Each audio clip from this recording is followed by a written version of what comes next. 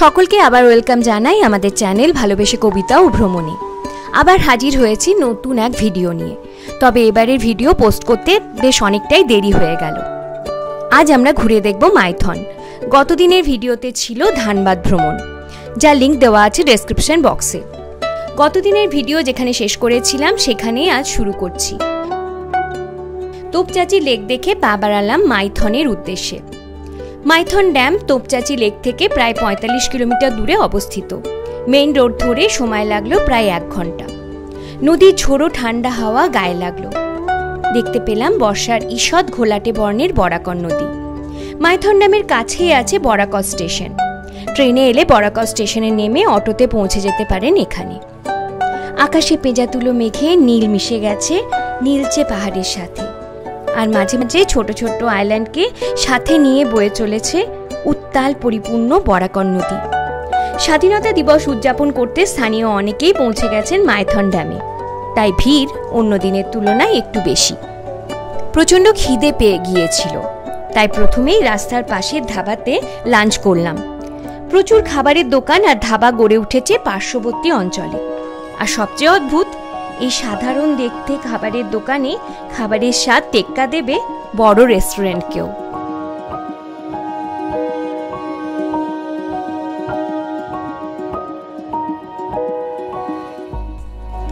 Lunch সেরে দোকান থেকে বেরোতেই বোটের লোকজন চলে এলো।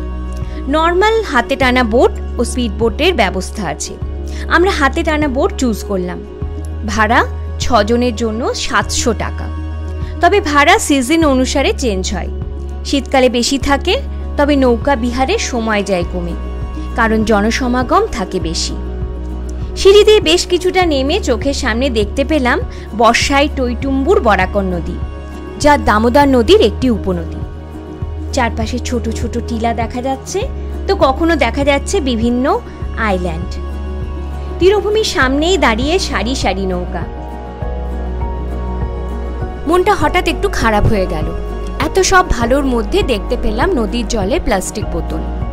আমরা আর শুধরাবো না, কিন্তু আমাদের যে রক্ষা করতেই হবে এই রহস্যময়ী প্রকৃতিকে।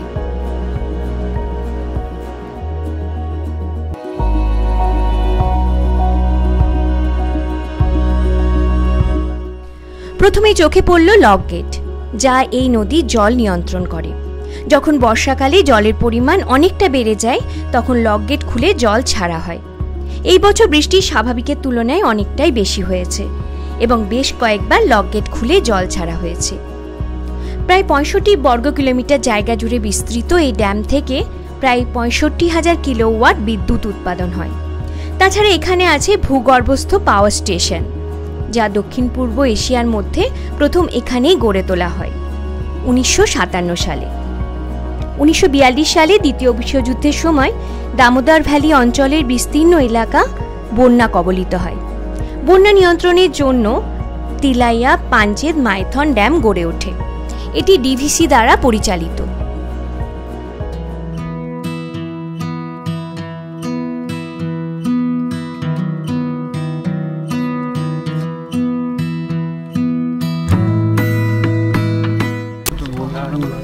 আমরা এখন চলে এসেছি মাইথন ড্যাম দেখতে।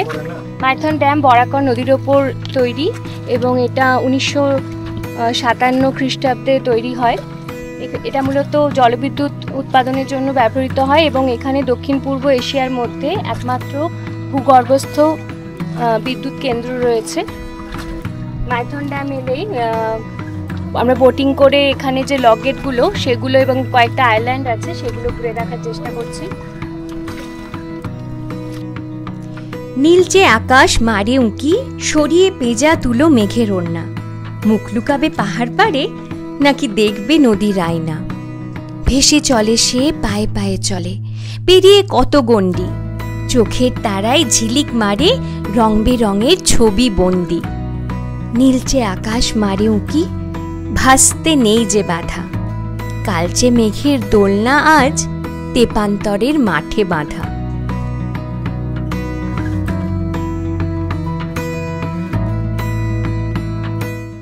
প্রথমে বেশ ভয় লাগছিল এত উত্তাল নদীতে নৌকা চড়তে, তারপর বেশ লাগলো। দোদুল্যমান নৌকা আর নদীর ঠান্ডা হাওয়ার এক মনোরম মেলবন্ধন। প্রায় ঘণ্টাখানেক ঘুরেছিলাম। মাঝি ভাইয়ের কাছে অনেক গল্প শুনলাম, তাদের বসতি আর জীবিকার গল্প। এত পরিশ্রমের মধ্যেও কেমন হাসি মুখে বলে চলেছেন তাদের অদম্য জীবনযাত্রার কাহিনী। তরঙ্গের পর তরঙ্গ, সূর্যের আলোতে ঝলমল করছে তরঙ্গের ভাঙা গড়া, আর এত রোদের মধ্যেও ঠান্ডা বাতাস ছুঁয়ে যাচ্ছে মন প্রাণ। গানের ভাষায় বললে, আমার প্রথম দেখা বৃষ্টির জলে, ভাসিয়েছি ভেলা খেলার ছলে। সেই জল গেছে মিশে কোন নদীতে, গেছে হারিয়ে কোন সাগরে।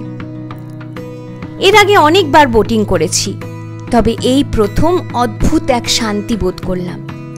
দেখতে পেলাম এক আইল্যান্ড, জলের ঢেউয়ের আন্দোলনের মাঝে দাঁড়িয়ে থাকা সবুজে মোড়া আইল্যান্ডের গাম্ভীর্য। মাঝি দাদার কাছে জানতে পারলাম শীতকালে পর্যটকে ভরে যায় ড্যাম, আর ভিড়ের জন্য বোটিংয়ের টাইম কমে গিয়ে হয় মাত্র 20 মিনিট। আর মাঝি দাদার কথায় নৌকা চালাতেও তখন তাদের খুব কষ্ট হয়, কারণ জোরে জোরে দাঁড় টেনে তাড়াতাড়ি তীরভূমিতে পৌঁছতে হয়। তাই এই দাঁড় টানা তার কাছে ভীষণ স্বাচ্ছন্দ্যের। খুব সুন্দর এক এক্সপিরিয়েন্স। আর প্রাকৃতিক সৌন্দর্য, সত্যিই মনে হচ্ছিল বসে আছে কম্পিউটারের ওয়ালপেপারের মধ্যে। ফটো তুলতে যারা ভালোবাসেন তাদের জন্য তো পারফেক্ট।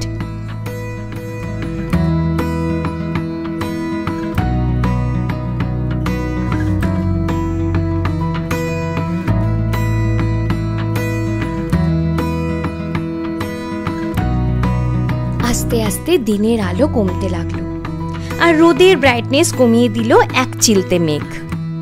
আর বদলে গেল জলের রং আর ঢেউয়ের আনাগোনার রূপরেখা। আর খেয়াল হলো এবার যে ফেরার পালা।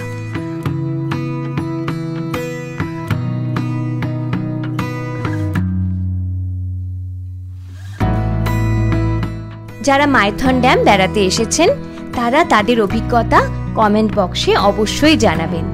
আর যারা এখনো আসেননি তারা তাড়াতাড়ি প্ল্যানিং করে একদিনের জন্য ঘুরে আসুন, সাক্ষী হতে এই অগাধ সৌন্দর্যের।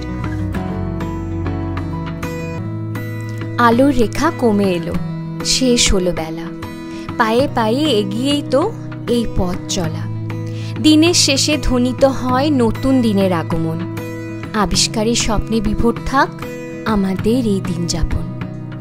হ্যাঁ, এভাবেই আমরা নতুন নতুন জায়গা আবিষ্কার করব আর শেয়ার করব আপনাদের সাথে। তবেই তো মজবুত হবে আমাদের এই বন্ধুত্ব। কেমন লাগলো এবারের ভিডিও জানাবেন কিন্তু। আপনাদের কমেন্ট যেমন আমাদের উৎসাহ দেয়, ঠিক তেমনই দোষ ত্রুটিগুলো শুধরে নেওয়ার সুযোগও দেয়।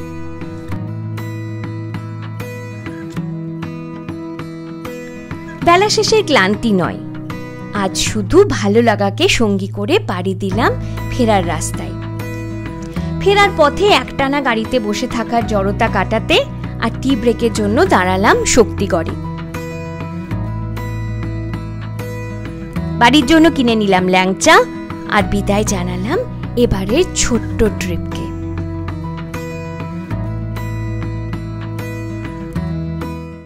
মাইথন ড্যাম পেরিয়ে আমরা বাড়ির রাস্তায়, আর বাড়ির রাস্তাতে আমরা দাঁড়িয়েছি শক্তিগড়ে। আর শক্তিগড় মানেই ল্যাংচা, আর আমরা কাজ করছি ল্যাংচা কুঠিতে। যথেষ্ট পরিষ্কার পরিচ্ছন্ন আর টেস্টও ঠিকঠাক। এবার একদম বাড়ির পথে।